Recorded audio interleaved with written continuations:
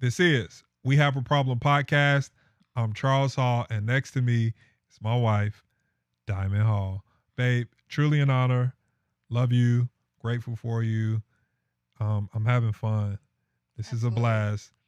It's an honor to have you here with us. Please take a second, take a moment, hit like, hit subscribe, leave a comment. It helps us to get the word out. This podcast was designed for leadership conversations and problem solving, life aspects, development, growth, build and become. And we need your help. So when you do that, it helps build the page, it helps build the channel, and we're so grateful for you. Thank you in advance. And to that end, and with your permission, let's begin and let's build.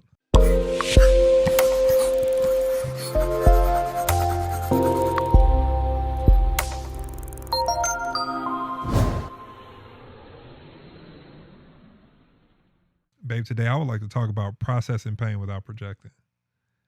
And when you hear that, like, what do you see and what do you feel?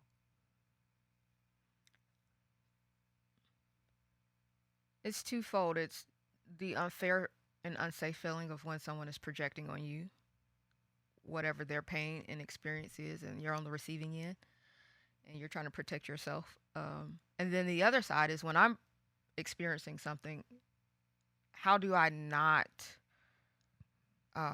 filter the moment through my pain and have other people feel unsafe by my hurt?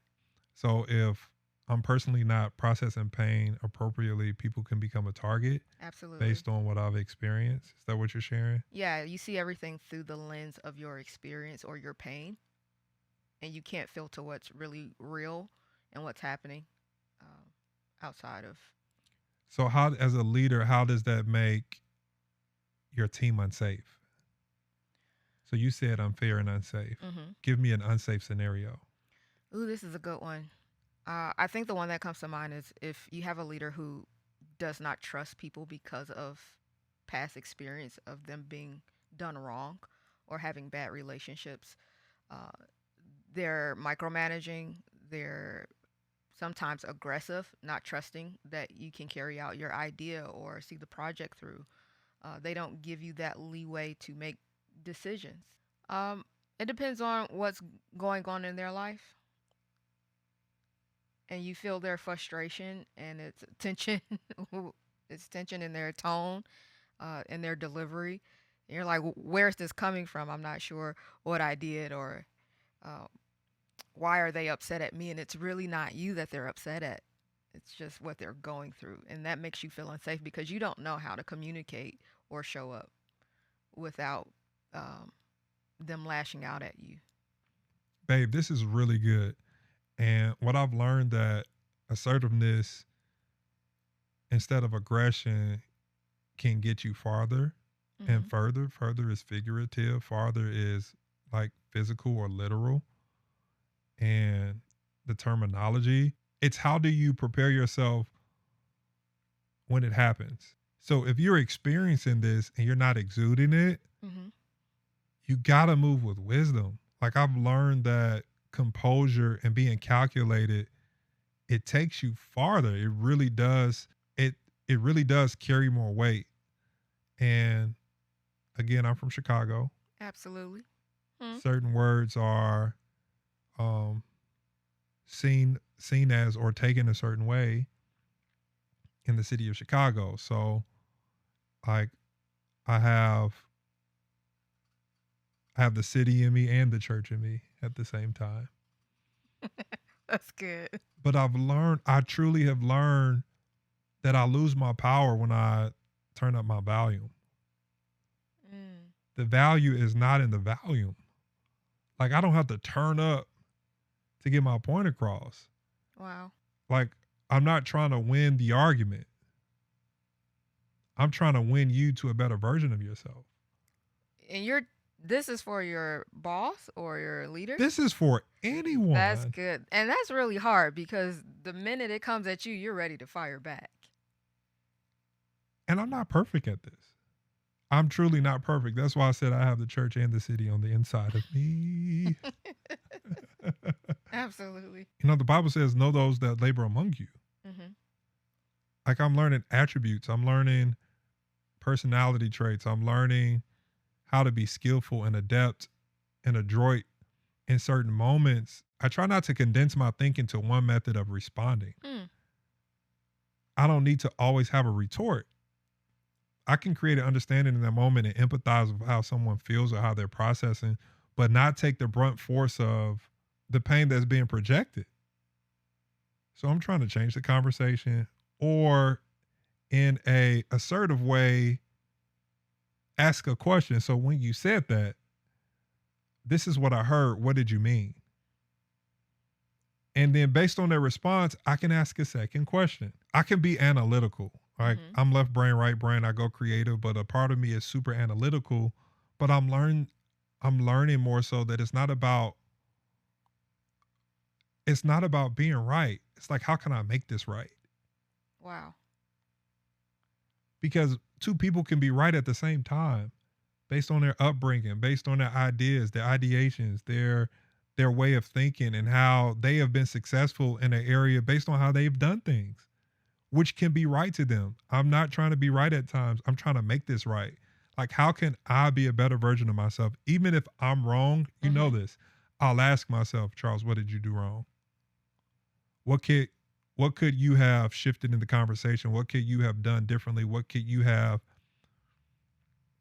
expressed in a different way to get a different outcome? And that outcome may not change, but I'm still trying to fine tune my way of communicating because if we're not careful, we'll become the thing that we don't like. Explain that. If we embrace and do the pointing about how everything else is wrong, that's actually projection too. It is. Wow.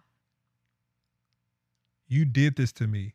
This is what you said. This is how I felt. This is, and it doesn't take away from the reality of how you feel. Mm-hmm. But I've learned that how can I still be a student? Like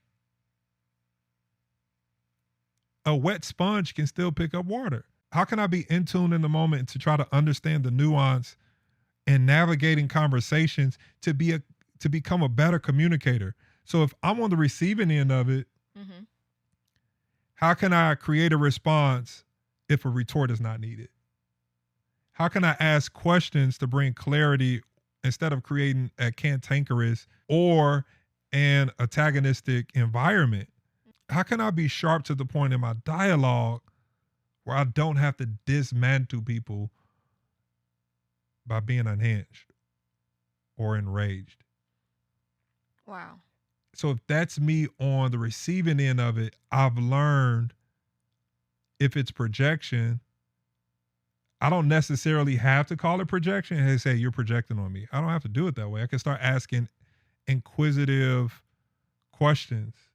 I can be inquisitive and ask questions to paint the narrative that, hey man, this is projection. Now, if you need to say it, Charles like to operate in truth. But I've learned with people who are near and dear to me, um, that it's a way to communicate. I lean on my innocence. It's like, hey, when you said this, this took me to a place and I'm really just trying to protect my innocence. I'm trying to guard my heart. This is practically what I do. I put you in different tiers. Yeah. Yeah. Okay. Depending on which tier you on, you know, you won't have to TEAR. Depending on the TIER, you won't have to TEAR. Okay. Depending on the TIER, I just put people at different levels. It's about the equitable or the relational equity. It's not just relational equity. It's responsible readiness. It's creating this wheelhouse. It's creating this wheelhouse of responses instead of reactions based on emotions. Like, Oh. how can I be intriguing and ask questions that we all can become better in the midst of this misunderstanding? Okay. Are you saying that the way to protect yourself from projection is to start with empathy, to then have calculated responses, And a soft answer usually turns away wrath. There's only a certain tier or type of person that you've placed in that category that you'll just let them have it. Really great question. I wouldn't say start with empathy. You should just have it. You start with strategy. It's like, how can I figure out how to resolve this and we all become better? Whatever tools I need to use, I'm going to put them to work to make this work. So I don't think it's necessarily starting with empathy. It's starting with strategy, but having empathy in your arsenal Makes sense. as needed. I love the story of Nehemiah, and it's in chapter 2. It says, I have never presented myself sad before in front of the king. Mm. It never said that he was never sad. He said, I've never presented myself before the king with a sad face. Wow. And in that moment, when it was unorthodox for him to look that way, the king had a question. He didn't cry wolf. He didn't present himself every day.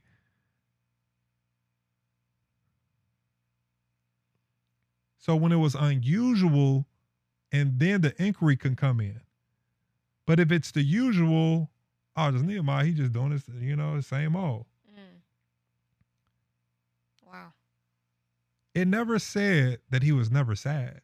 He just said, I've never presented myself sad before the king. So how can you show up, hold the cup that you're bearing, which he was a cupbearer, he was a wine taster. So how can you show up with the W-I-N-E and not add the H and W-H-I-N-E? How can you show up with the wine and not wine? Because you cannot be pitiful and powerful at the same time. No, sir. You have to choose one. You have to choose one. And it doesn't mean that we don't have down days. Mm-hmm.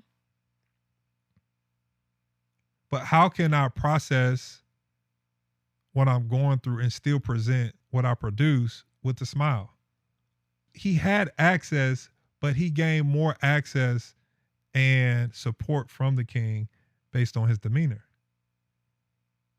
And he was left with the responsibility to leave and take care of his people with the king's approval, right? Mm-hmm. And he went to work with systems that he already had built on the inside of him.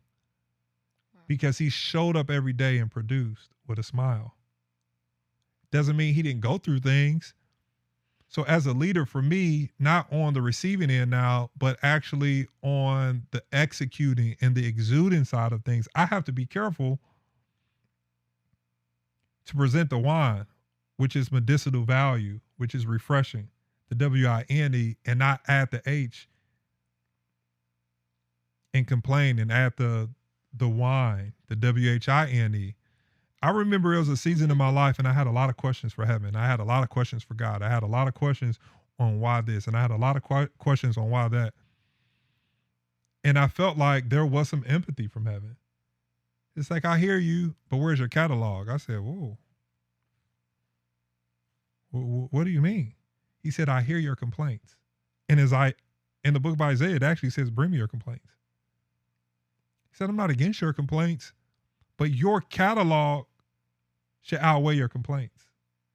Your complaints are superior to your catalog. Are you writing down what I told you to write down? Are you taking notes for what's going to be notable? Wow. Are you preparing yourself for the thing that you're asking me for?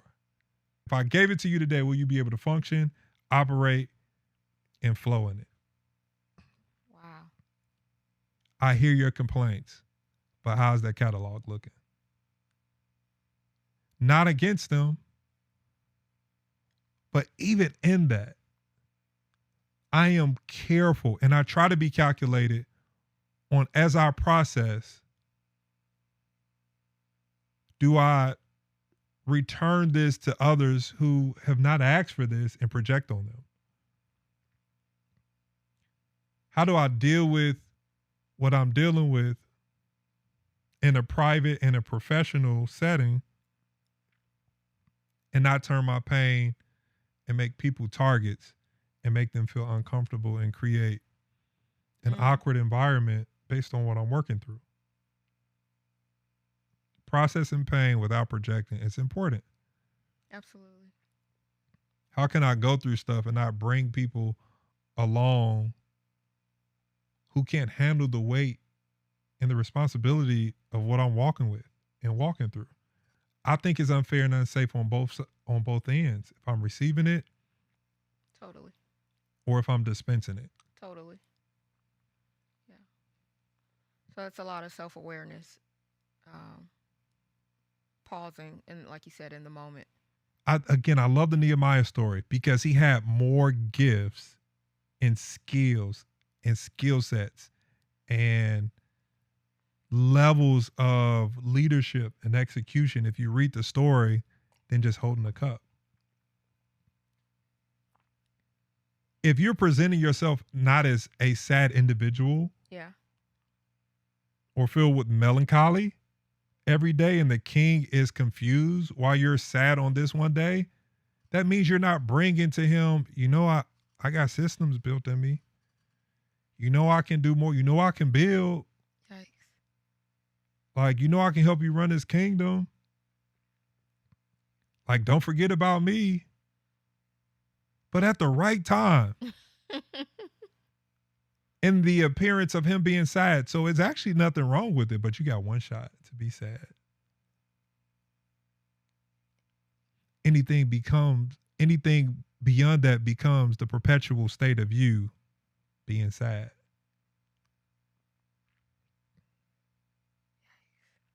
Psalms 50 says if I was hungry, I wouldn't tell you. I just can't show you certain sides of me. You got one shot to be sad. This is crazy. If you have systems built in you, you got to pick. Am I going to be pitiful or powerful? Doesn't mean that you don't have those down moments. Mm-hmm. You got to be strategic with your sadness. Naomi positioned herself. She prepped herself. Oh my gosh, that was a preparation in that purpose. So I process my pain privately. I process my pain professionally.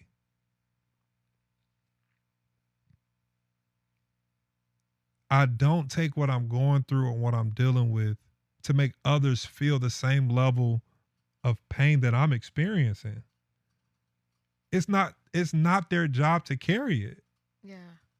It's not their job to hold what I'm trying to handle. It's not other people's job to hold what I'm trying to handle. It's not. I practically try to make other people feel valued and valuable. If I keep that in the forefront of my internal conversation, doesn't mean that I don't have intentional conversations or conversations that are shared beyond surface level. Mm-hmm. But there's a difference when you're having a conversation and someone is venting, or there's a dark cloud and they're just dumping. You Totally. know the difference. You can feel it. Yeah. You'll get off the phone and you'll be drained. Totally. Versus the other depiction, if someone is just sharing, it's like, man, wow, I'm sorry to hear that. I got your back. I don't want to do that. I don't want to be that. So as a leader, I'm trying to be intentional. I'm trying to be mindful and thoughtful, processing my pain and not projecting. How do I let this person or this individual know the season they're in, the stage that they're on, the stages they're not on? Because you have to be gifted outside of your gift. Nehemiah was gifted outside of his gifts. He was a servant. He was a cupbearer. He held the wine and didn't present the wine. But it was the right time. He was able to implement the systems that were already living on the inside of him. He was able to tap into the building aspects, the leadership, the ideas, the solutions, the systems. Yeah. Wow. If you want people to see the systems on the inside of you, you have to be strategic with your sadness. And it doesn't mean that you're not sad, but you have to be careful how you process your pain. Because once you project it, ooh, it becomes a projectile. You cannot undo a bullet.